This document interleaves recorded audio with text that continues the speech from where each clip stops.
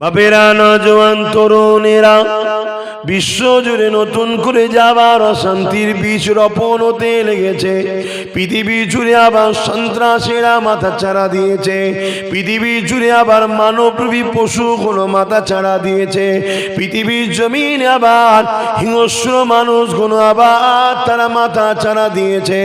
এ যুবকেরা, তরুণেরা, বাপেরা, এটা কোনো নতুন নয়। যুগে যুগে যুগে এরকম ঘটনা ঘটেছে। আমার রাসূলুল্লাহ যখন দুনিয়া এসেছিল, ঈসা নবী চলে যাওয়ার পর 500 বছর আর কোনো নবী আসেনি। এই না আসার দরুন পৃথিবীর জমিনে জালিম গুলো মাথা চাড়া দিয়েছিল। পৃথিবীর জমিনে সন্ত্রাস গুলো মাথা চাড়া দিয়েছিল। পৃথিবীর জমিনে নারী দেহ শোষণকারী গুলো মাথা চাড়া দিয়েছিল। পৃথিবীর জমিনে নররাক্ষস পশুগুলো মাথা চাড়া দিয়েছিল। আমার নবী পাক দুনিয়া জমিনে এসে তাদের বিরুদ্ধে সংগ্রাম করেছিল। পৃথিবীর অসহায় গরিব দুঃখী মানুষগুলোকে তাদের হাত থেকে বাঁচিয়ে এই পৃথিবীর বুকে শান্তি, সাম্য, ইনসাফ প্রতিষ্ঠিত করেছিলেন।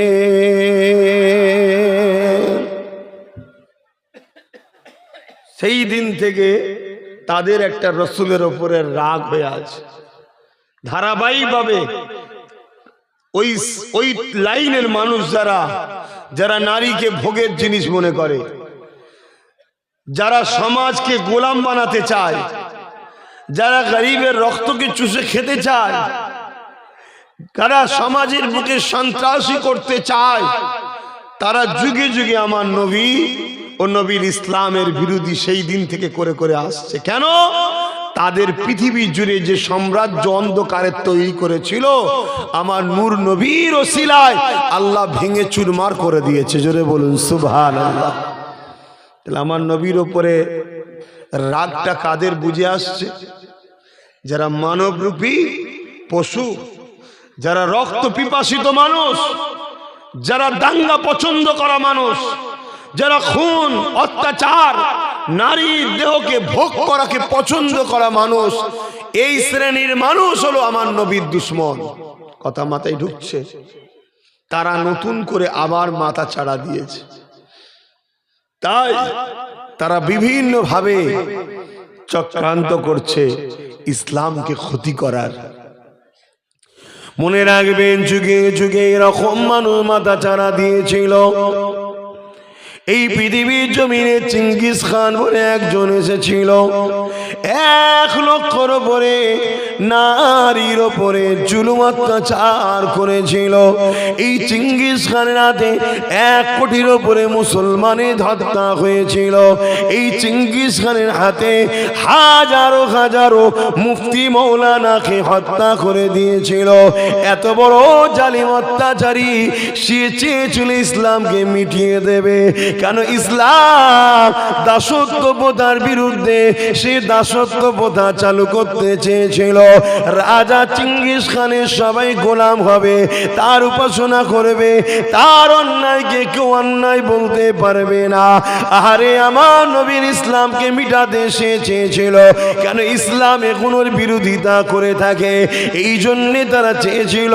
কিন্তু এত মানুষকে মারার পরও চিঙ্গিস খান মিটে গেছে, কিন্তু পৃথিবীর জমিনে 250 কোটির ওপরে ইসলাম মান্যওয়ালা আজও আছে।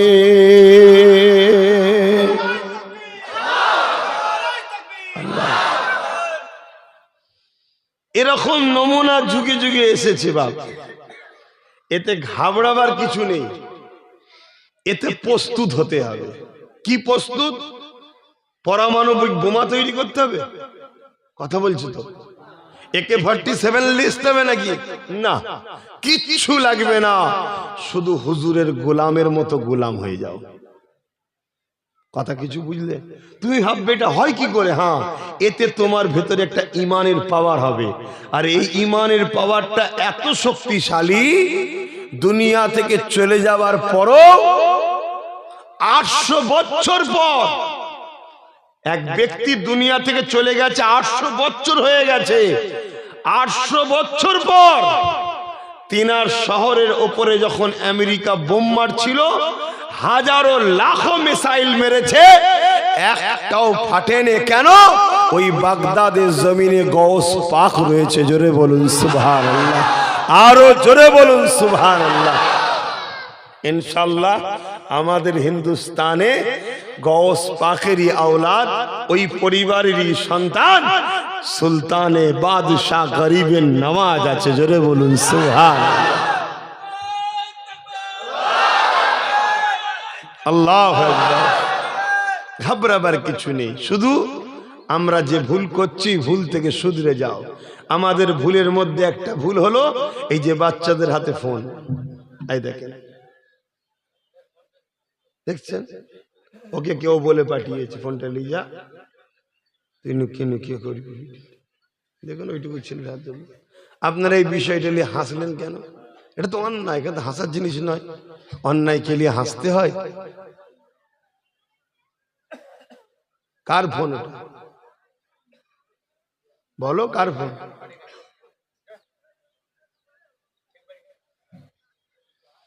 এরকম করুনি, ছেলেগুলোকে নিজে হাতে ক্ষতি করুনি। এটা তোমাদেরই তো ভবিষ্যতীরা। এদেরকে ফোন দিচ্ছি না কি বোঝে? তোমার এই ছেলেগুলো আগামী দিন কারো দরওয়ান হবে, কারো ঘরের মেথর হবে, কারো জুতো পালিশ করবে। আর শুনছেন তো নাকি? আর তোমারই ঘরের পাশে দেখবে কেউ ভিআইপি হয়ে মার্সিডিজ BMW চেপে বেড়াচ্ছে, আর তোমার ছেলে পায়খানা পরিষ্কার করছে। তোমার ছেলের এই অবস্থাটা হলো কেন? তুমি গার্জেন, তুমি করিয়েছো। তোমার ছেলেকে ধ্বংস তুমি করেছো। কেউ নসিব মরালে দুনিয়ায় আসে না, আল্লাহ সবাইকে নসিব ওয়ালা করেই পাঠায়। আমরা নিজে হাতে করে নিজেদের নসিবকে টুকরো টুকরো করি। তার নমুনা একটাই, মোবাইল দেওয়া।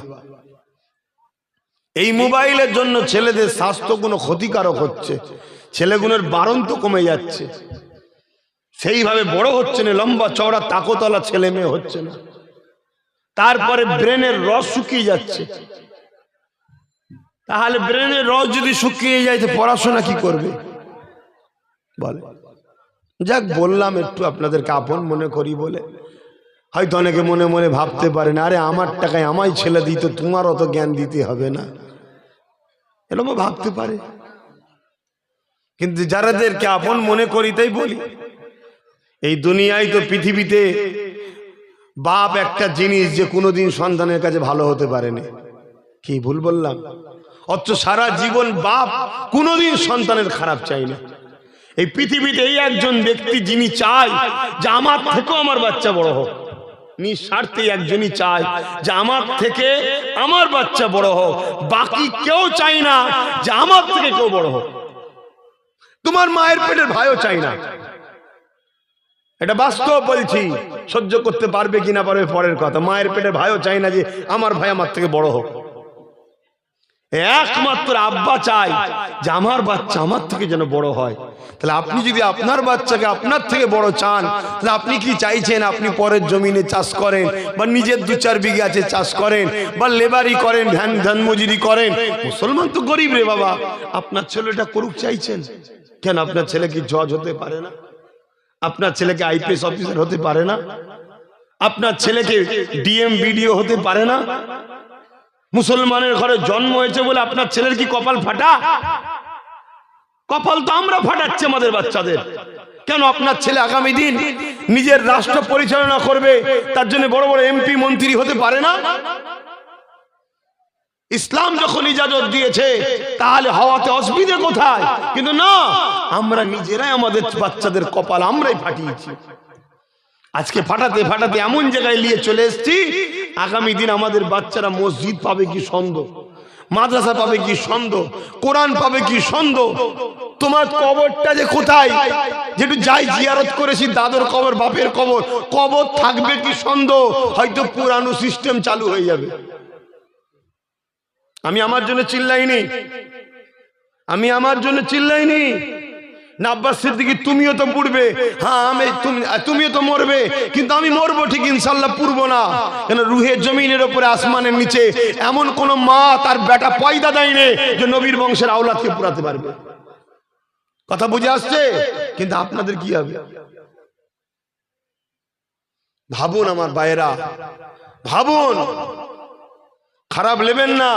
আমরা সেই ঘরের উত্তরসূরি, আমরা সেই বংশের আওলাদ। আমি খারাপ হতে পারি, আমার খুনের একটা পাওয়ার আছে বাপ ভাই, আমার খুনের একটা পাওয়ার আছে। আমার গরিবে নওয়াজ যখন হিন্দুস্তানে এসেছিলেন, খানদানের দিক দিয়ে উনিও, ওনার খানদানও আমি, খানদানের দিক দিয়ে আওলাদ আর বংশ, কথা বুঝে আসছে, বংশের দিক দিয়ে সব কোরাইশ। আমার গরিবে নওয়াজ যখন হিন্দুস্তানে এসেছিলেন, তখন এই হিন্দুস্তানে মানুষ পাওয়ারের উপাসনা করত। পাওয়ার, পাওয়ার বোঝেন? ক্ষমতা, ঝড়, বাজ, আগুন, তুফান, সব পাওয়ার। পাওয়ার দেখলেই মানুষ তার কাছে নত হয়ে যেত। এসব কাল্পনিক বিশ্বাস ছিল মানুষের। মানুষ মানুষকে খোদা বলে মানত, প্রভু বলে মানত। কোনো মানুষ যদি পাওয়ারফুল মানুষ হতো, তার কাছে গিয়ে মাথা নত করে দিত। কিছু মানুষ যদি চমৎকার দেখাতো, চমৎকার বোঝেন না, জাদু, জাদু বোঝেন তো নাকি, চোখের ধোঁকা, তাকে বলতো প্রভু, এটা খোদা। এই সব উপাসনা হতো। কথা বুঝে আসছে?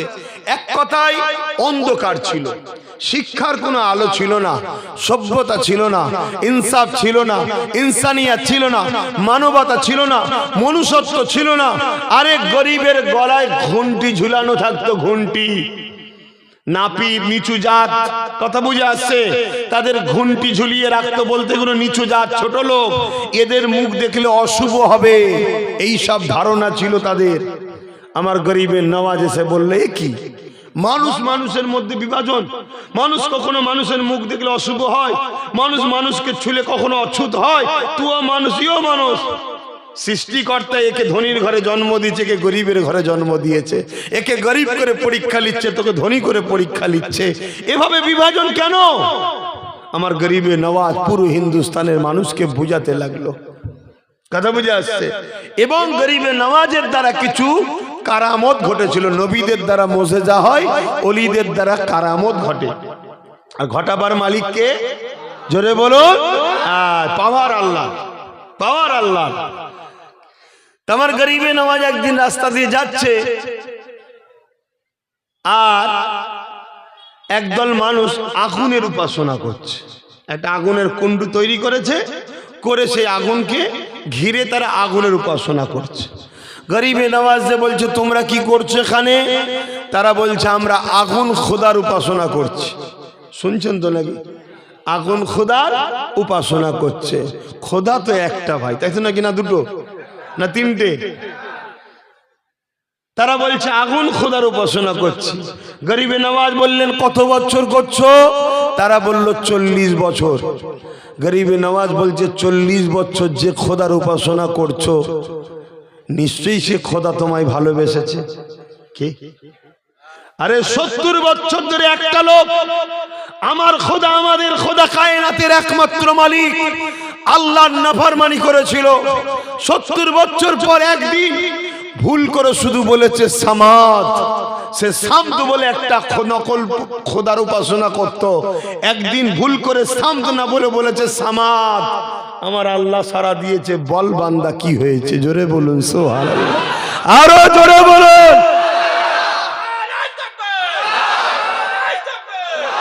তুমি যখন 40 বছর আগুনের খোদা তোমার বিশ্বাস উপাসনা করছো, তাহলে নিশ্চয়ই মহব্বত হয়েছে। তাহলে হাত, আগুনে একটু হাত দাও, আগুনের খোদা পুড়াবে না, তোমার যে বিশ্বাস, হাত দাও। তারা বলছে, কিরকম কথা ফকির সাহেব বলছো, সুবি সাহেব বলছে, হয় কখনো? আগুনের কাজ তো পুড়িয়ে দিবার। যখনই বলেছে আগুনের কাজ তো পুড়িয়ে দিবার, গরিবে নওয়াজ বলল, আগুনের ক্ষমতা নেই কাউকে পুড়াতে পারে। জোরে বলুন সুবহানাল্লাহ, আরো জোরে বলুন সুবহানাল্লাহ। কথাই কথাই তর্ক এসে গেছে। তারা 40 জন বলছে, তাহলে আপনি হাত দিয়ে দেখান। গরিবে নওয়াজ বলছে, আমি তো কোনো দিনের জন্য ভুলেও আগুনের খোদার উপাসনা, আগুনকে খোদা বলে মানি না, তার উপাসনা করি না। তোমরা তো করো, আমি তো করি না। তাহলে আমায় বলছো কেন? না, আপনি তো বললেন আগুনের ক্ষমতা নেই পুড়াবার, তাহলে দিয়ে দেখো। গরিবে নওয়াজ বলছে, দেখতে যখন চাও দেখো। 2 ধরনের রায়াত আছে। একটা পাশে বাচ্চা তাদেরই ছিল, গরিবে নওয়াজ তাদের বাচ্চাটাকে নিয়েছে, আর বিসমিল্লাহ আল্লাহু আকবার বলে আগুনে ঢুকে গেছে। জোরে বলুন সুবহানাল্লাহ, আরো জোরে বলুন সুবহানাল্লাহ। সব চিৎকার চেঁচামেচি শুরু হয়ে গেছে, আমাদের বাচ্চাটা মরে গেল, কোথা থেকে এই মুসলমান এলো, সে মরে মরুক গে যাক। কি আহারে, মুসলমান মরে মরুক গে যাক। মুসলমান মারতে গিয়ে ভিখারি হয়ে যাচ্ছে, কোনো হুঁশ নাই। কথা মাথায় ঢুকছে না, ঢোকে না। মুসলমান মারতে গিয়ে আলু পেঁয়াজ তেল লঙ্কার দাম কোথা যাচ্ছে দেখছো তো। কি মুসলমান মারার খুব শখ, লাস্টে ইট চিটে খেতে হবে। বুঝতে পারছেন না, পারেননি? পাথর চেটে খেতে হবে। তো সেই দিন বলল, চিৎকার চেঁচামেচি দিয়ে অনেক লোক জড়ো হয়ে গেছে। কি গো, কত কষ্ট হচ্ছে নাকি? আচ্ছা, আমি কি আমার আব্বা, আমার মা, আমার ভাই, আমার বোনের জন্য আমি কথা বলবো না?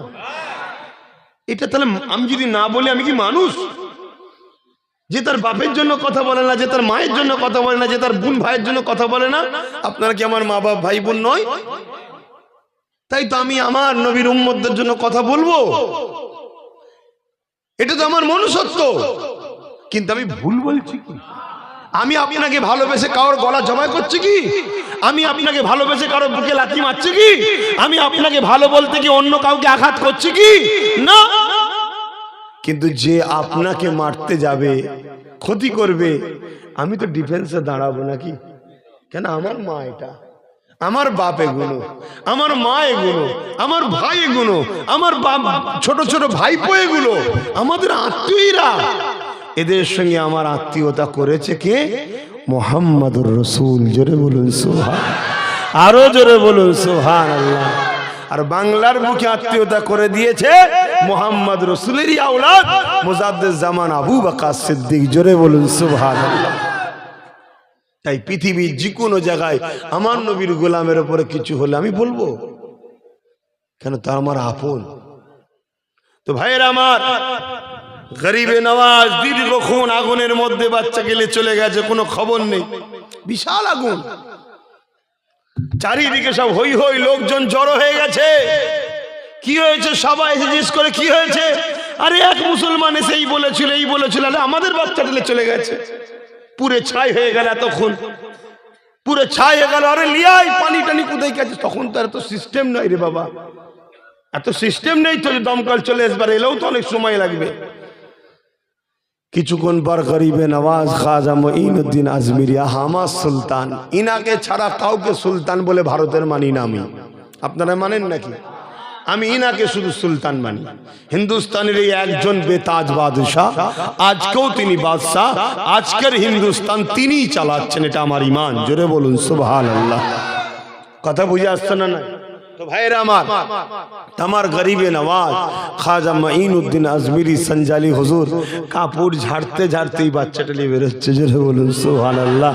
এখানে একটা কথা, আচ্ছা গরিবে নওয়াজ নাই আল্লাহর ওলি, নবীর আওলাদ, নবীর ঘরের ছেলে, তিনি নাই পড়ে নে, ওই বাচ্চাটা তো সে তো মুশরিকের বাচ্চা, সে পড়ে নে কেন? কার কোলে আছে দেখতে হবে তো, কার জিম্মায় আছে দেখতে হবে তো, কার দায়িত্বে আছে দেখতে হবে তো। এতে কি বোঝা যায় আল্লাহ ওয়ালাদের দায়িত্বে যদি থাকো, এক মুশরিকের বাচ্চা যদি না পড়ে, তাহলে তুমি আমি যদি ওলি আল্লাহদের দায়িত্বে থাকি, আল্লাহ জাহান্নামও তোমাকে আমাকে পোড়াবে না। জোরে বলুন সুবহানাল্লাহ, আরো জোরে বলুন সুবহানাল্লাহ।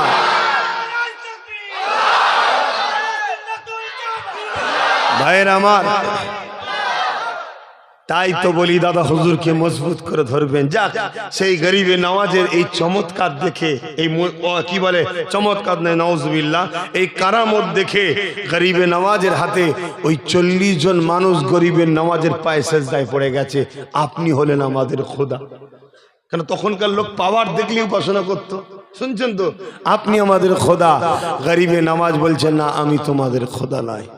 এই আগুনও তোমার খোদা নয়, এ সূর্য তোমার খোদা নয়, এ পাহাড় তোমার খোদা নয়, এ আসমান তোমার খোদা নয়, এ চাঁদ তোমার খোদা নয়, এ সাগর তোমার খোদা নয়। খোদা তো একজন, লিল্লাহি মা ফিস সামাওয়াতি ওয়া মা ফিল আরদ, যিনি জমিন আসমান এবং এর মধ্যে যা আছে সব বানিয়েছেন। তিনি হলেন কুল হুয়াল্লাহু আহাদ, যিনি এক অদ্বিতীয়, আল্লাহুস সামাদ, যিনি কারো মুখাপেক্ষী নয়, লাম ইয়ালিদ ওয়া লাম ইউলাদ, যিনি কারো থেকে সৃষ্টি নয়, অর্থাৎ পয়দা নয়, তিনার থেকেও কেউ পয়দা নয়। ওয়ালাম ইয়াকুল্লাহু কুফুয়ান আহাদ, তিনি এক অদ্বিতীয়, তিনার সমকক্ষ কেউ নেই, তিনি হলেন খোদা আল্লাহ। জোরে বলুন সুবহানাল্লাহ, আরো জোরে বলুন সুবহানাল্লাহ। তোমরা যদি প্রকৃত আগুন থেকে বাঁচতে চাও, এই আগুনের উপাসনা না করে আগুন যিনি সৃষ্টি করেছেন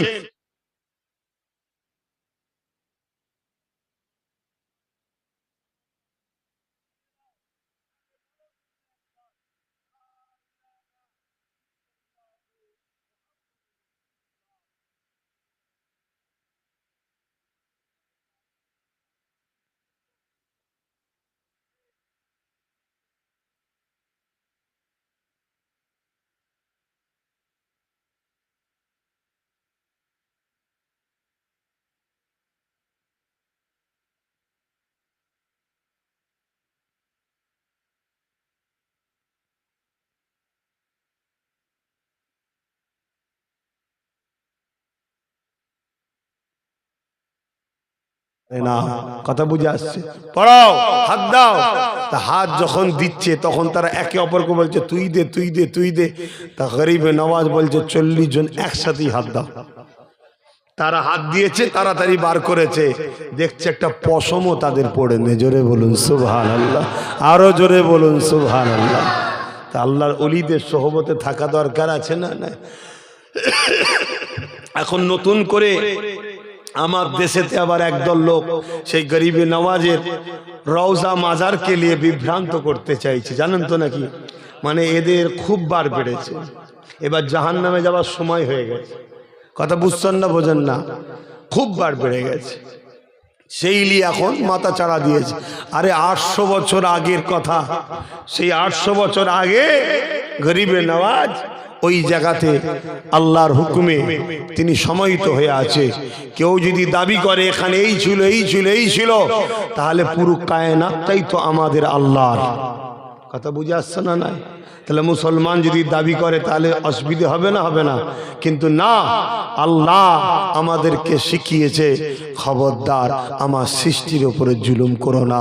তাই সে যেই হোক, যে কোনো ধর্মের সঙ্গে তার সম্পর্ক থাকুক, আমরা কাউকে অছুত মনে করি না। কারো থাকা যাবে না, আমি শুধু থাকবো, কারো বাঁচার অধিকার নেই, সব আমার হয়ে যাবে, এই কালচার আমার ইসলাম আমাদেরকে দেয়নি। তাই আমরা কখনো কথা বলতে পারিনি আর পারবো না। কিন্তু কেউ যদি আমার উপরে জুলুম করে, ইসলাম ফরজ করেছে ডিফেন্স করতে হবে। শুনছেন তো নাকি? ডিফেন্স করতে হবে। আর এই ডিফেন্সের জন্য যেটা মূল লাগবে সেটা কি? জোরে বলুন, ঈমান। ঈমান, ঈমান, জোরে বলুন সুবহানাল্লাহ। ঈমান লাগবে। কেননা আমার গরিবে নওয়াজ শুধু নয়, যুগে যুগে যুগে যুগে যারাই কামিয়াবি হয়েছে ঈমানের জোরে হয়েছে। আমি যে কথা বলতে গিয়ে চলে এলাম, হযরত আবু বকর সিদ্দিক মুসাইলামাতুল কাজ্জাবের এই চক্রান্ত, এই মিথ্যাচারের প্রতিবাদে 10,000 যুবক সাহাবা নিয়ে তার 90,000 সেনাখীরা রয়েছে, এই জায়গাতে আগিয়ে যেতে লাগলো। এ যুবকেরা, তরুণেরা, মুসাইলামাতুল কাজ্জাব এই সময়তে আমার নবী পাকে 10,000 সাহাবাদের সংখ্যা, যেটা 90,000 কাছে অত্যন্ত কম সংখ্যা দেখে তার আমার নবী সাহাবাদের উপরে হামলা শুরু করে দিল।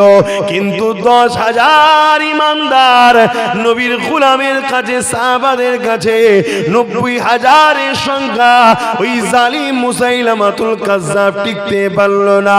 কিছু সাহাবা হুজুররা বুকে তাজা খুন দিয়ে শহীদ হওয়ার পরও আল্লাহ নবীর খাজমের রিসালাতে ঝান্ডাকে উঁচু করে ধরে মুসাইলামাতুল কাজ্জাব এবং তার 90,000 সৈন্যবাহিনীকে চিরতরের মতো জাহান্নামে পাঠিয়ে দিয়েছিল।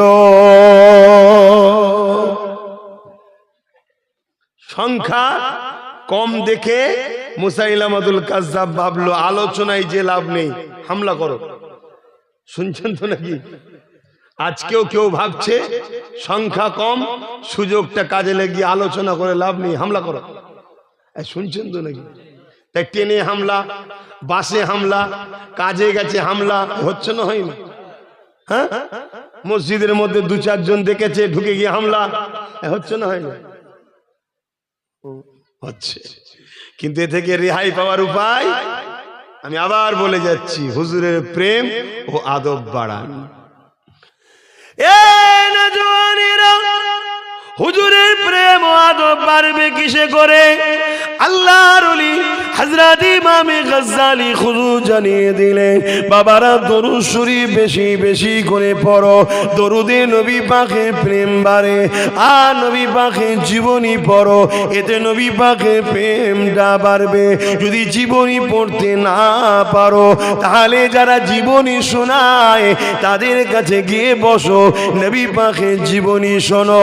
বড় দুঃখের সাথে বলতে হয়, আজ তো পৃথিবীর জমিনে লাখো কোটি আলেম মুফতি মৌলানা হয়েছে, হাজারো মসজিদে জুম্মায় খুতবা হতে লেগেছে, হাজারো বিষয় আলোচনা হতে লেগেছে, কিন্তু আমার নবীর জীবনী উম্মতকে ক জায়গায় শোনানো হয়? বলেন বলেন, হয় কি?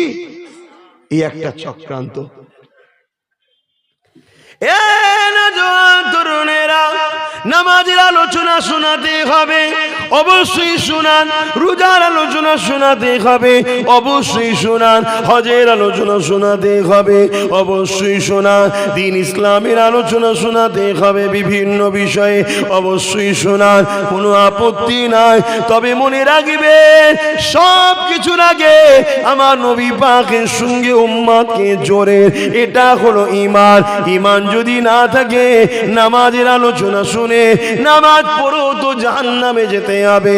ঈমান যদি না থাকে, রোজার আলোচনা শুনে রোজা রেখেও তো জাহান্নামে যেতে হবে। ঈমান যদি না থাকে, হজ শুনে হজের আলোচনা শুনে হজ করো তো জাহান্নামে যেতে হবে। ঈমানটা যখন মূল হয়ে গেছে, তাহলে মনে রাখবে, নামাজ, রোজা, হজ, যাকাতের আলোচনা আপনি 40% করুন, আর 80-60% আমার নবী পাকের আলোচনা শোনান। অর্থাৎ 100 ভাগের মধ্যে 60% উম্মতকে নবীর জীবনী শোনান, নবীর সঙ্গে জুড়ার চেষ্টা করে, নবীর বিষয়ে উম্মতকে শোনান বেশি বেশি করে।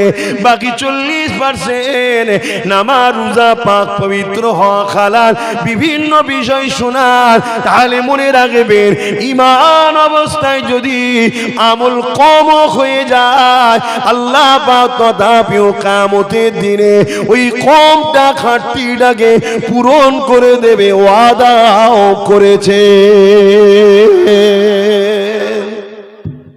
কিন্তু ঈমান যদি না থাকে, বলবেন তোমার অজ বুঝছেন তো নাকি? কেন এই বিপদে বাঁচার রাস্তা এখন এটাই, তাই বুঝাচ্ছে, একটু অসুবিধা হচ্ছে। যেমন ধরুন, মসজিদের 4টে শুক্রবার হয়, ইমাম বক্তব্য রাখে। ইমামের উচিত মসজিদে 3 জুম্মায় নবী পাকের আলোচনা করা দরকার, উম্মতকে নবী শোনাও, নবীর জীবনী শোনাও। বাকি 1 জুম্মা নামাজের মাসলা মাসাইল শোনালে, আরো ইত্যাদি ইত্যাদি শোনালে। আবার পরের মাস চলে এলো 3 জুম্মা, নবীর জীবনী শোনাও। বাকি 1 সপ্তাহ অন্য জিনিস শোনাও, আরো শরীয়তের মাসলা আছে তো। আবার পরের মাস হলো 3 জুম্মা, নবী শোনাও। কেন? উম্মতের সঙ্গে নবীর সম্পর্ক দূরত্ব হয়ে গেছে।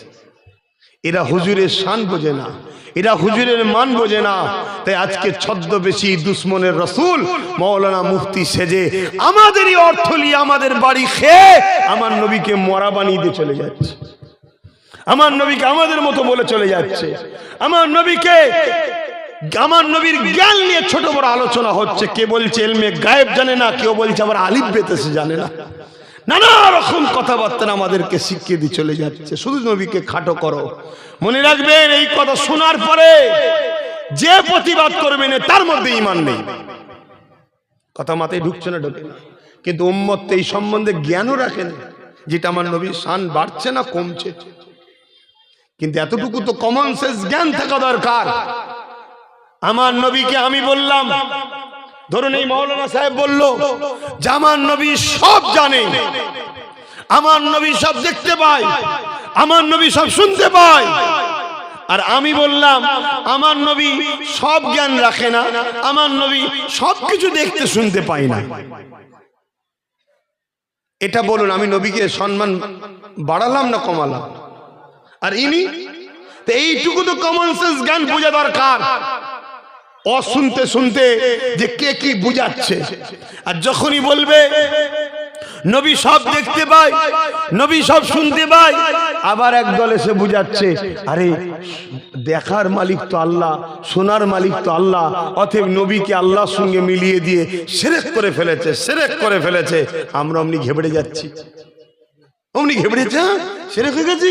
হ্যাঁ, আরে অন্তরের খবর তো আল্লাহ জানে, অন্তরের খবর কে জানে? আচ্ছা বলেন, নবী জানে?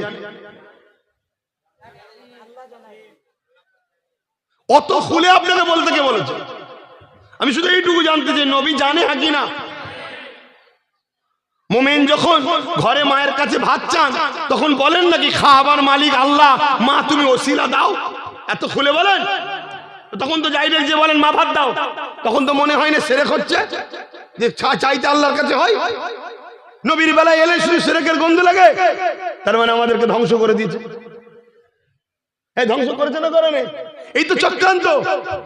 এই বীজ রোপণ হয়েছে 100 বছর ধরে।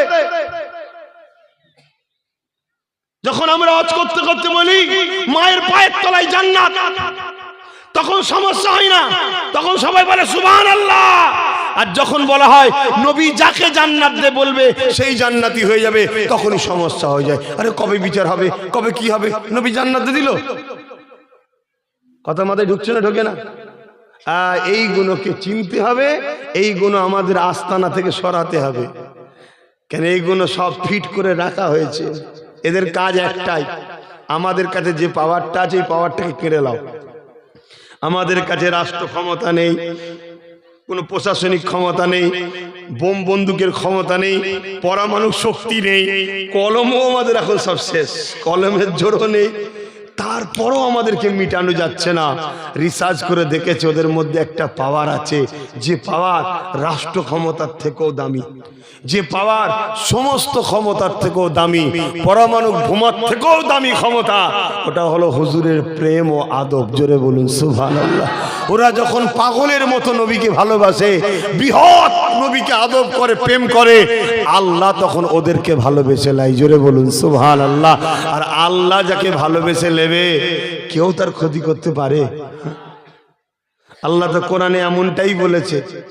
আলেম ওলামারা রয়েছে, হাফেজ সাহেব নিচেও থাকতে পারে, দেখুন না।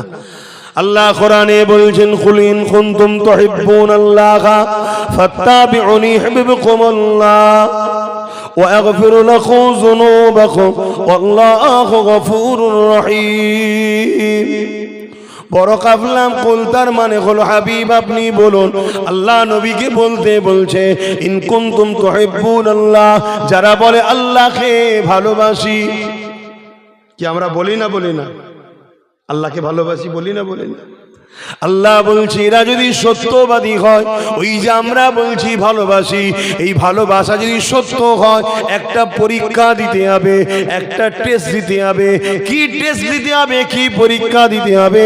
ইহতাহার কি দিতে হবে? ফাত্তাবিউনি, আগে যেন হাবিব আপনাকে মেনে নেয়। আগে কাকে মানতে হবে বললো? জোরে বলুন। আগে যেন আপনার ইত্তেবা করে, আপনার অনুসরণ করে, আপনাকে ফলো করে, আপনাকে যেন আগে মানে। যারা আপনাকে আগে মানবে তারা আমাকে যে বলছে ভালোবাসি, এই দাবিটা সত্য। আর যারা আপনাকে আগে মানবে না, তাদের এই দাবিটাও মিথ্যা। কিছু মাথায় ঢুকলো? কেন এই সিস্টেম? এই সিস্টেমের কারণটা কি?